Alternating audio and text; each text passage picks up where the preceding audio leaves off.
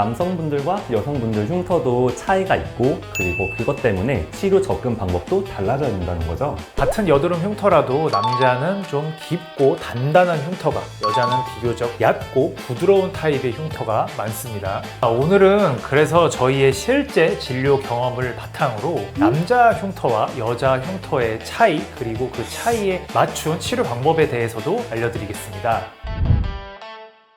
안녕하세요. 흉터 지워주는 한의사들 로다마니온 홍대점 정상우, 박희우 원장입니다. 원장님, 혹시 흉터 때문에 거울 보기 싫을 때 있지 않으세요? 물론 있죠. 여드름 흉터로 이제 스트레스를 좀 많이 받았었거든요. 이 영상을 보시는 분들께서도 여드름이 이제 다 사라졌는데도 남아있는 패인 흉터나 수두나 수술 자국, 긁힌 상처가 오랫동안 남아있는 경우에 흉터 고민을 해본 적이 많이 있을 거예요. 흉터는 정말 스트레스가 되기도 하고 치료가 까다롭기도 한데요. 근데 여러분, 흉터 치료에 관해서 흥미로운 사실이 하나 있습니다. 남성분들과 여성분들 흉터도 차이가 있고 그리고 그것 때문에 치료 접근 방법도 달라져야 된다는 거죠. 맞습니다. 오늘은 그래서 저희의 실제 진료 경험을 바탕으로 남자 흉터와 여자 흉터의 차이, 그리고 그 차이에 맞춘 치료 방법에 대해서도 알려드리겠습니다. 저희 로다마니원에 내원하시는 분들을 보면 여성 환자가 약 60%, 남성 환자가 약 40% 정도입니다. 그런데 질환별 비율을 보면 조금 다른데요. 남성 환자의 경우 90% 이상이 여드름 흉터를 가지고 있고, 여성 환자분들은 여드름 흉터뿐 아니라 수두 흉터, 수술 흉터, 또 긁힌 흉터 등 원인이 좀 더 다양하게 분포되어 있더라고요. 맞아요. 아무래도 남성분들은 여드름 흉터 중심이 되는 경우가 많고 여성분들은 다양한 원인의 흉터를 치료하게 되는 경우가 많아요. 이 차이 때문에도 치료 전략이 달라질 수밖에 없습니다. 치료 전략을 세우기 위해서는 남녀의 피부 구조의 차이도 알아야 하고요. 원인뿐 아니라 남녀 자체의 피부가 조금 다른데요. 남성분들은 피지 분비가 많고 피부 두께가 좀 더 두꺼운 경우가 많죠. 그리고 또 흉터 조직도 질기고 단단한 경우가 아무래도 많은 것 같아요. 반면에 이제 여성분들의 피부는 피지 분비가 상대적으로 적고 피부가 얇으면서 흉터 조직도 상대적으로 좀 부드러운 편이잖아요. 그래서 같은 여드름 흉터라도 남자는 좀 깊고 단단한 흉터가, 여자는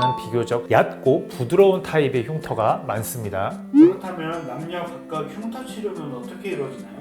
먼저 남성 여드름 흉터의 경우에는 유착이 심하고 조직이 단단하기 때문에 새살침 시에 유착을 많이 끊어주는 방식으로 시술하게 되고요. 침도 조금은 더 굵은 침으로 진행하게 됩니다. 다만 그 남성분들 피부는 여성분들에 비해서 단단한 조직이기 때문에 아무래도 새살침 횟수가 조금은 더 걸릴 수도 있고요.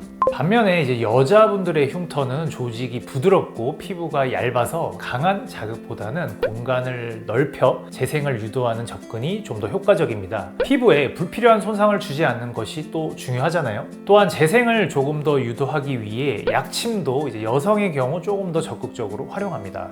새살침으로 함몰 부위를 채운 다음에 마무리 단계인 결정리 과정에서도 차이가 조금은 있는 편이죠. 남자는 피부가 이제 앞서 말했듯이 두껍기 때문에 조금 더 강하게 표면 정리, 결 정리를 할 수가 있고요. 여자는 피부가 좀 더 얇기 때문에 강한 마무리보다는 부드럽게 피부를 좀 풀어주는 결 정리 위주로 하게 됩니다. 정리하자면 남자와 여자는 피부 두께, 피지 분비, 흉터 조직의 성질이 다르기 때문에 같은 새살침이라도 접근 방법이 완전히 다른데요. 내 흉터가 어떤 원인과 구조를 가지고 있는지 정확하게 분석하고 맞춤 치료를 받는다면 더 안전하고 빠르게, 그리고 더 좋은 결과도 얻을 수 있습니다. 흉터 때문에 고민이신 분들은 방문 상담을 통해서 정확한 진단부터 받아보시길 추천드리고요. 오늘 준비한 영상은 여기까지입니다. 궁금하신 점은 아래 댓글로 남겨주시고 로다마니원에서 직접 답변을 드리도록 하겠습니다. 다음 시간에도 유익한 내용으로 함께 찾아뵙겠습니다. 이상 로다마니원 홍대점 박희우 정상우 원장이었습니다. 감사합니다.